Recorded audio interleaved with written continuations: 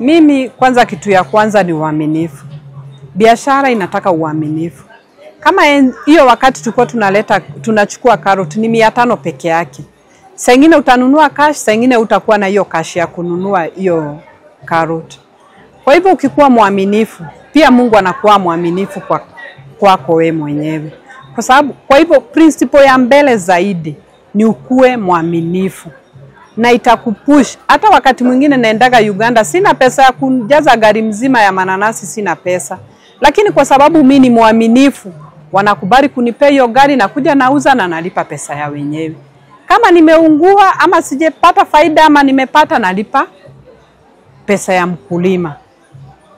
So, ni vizuri mtu akue mwaminifu pali popote anafanya kazi. Wengi wamekuja hapa sokoni si waaminifu, wameshindwa na biashara. Kwa sababu leo utanikopa, kesho uende kwa mwingine, kesho kuto uende kwa mwingine, dakika ya mwisho utakosa utakopa nani. Kazi itakushinda. Kwa hivyo kitu ya kwanza ukue mwaminifu. Hiyo ni kitu ya maana sana.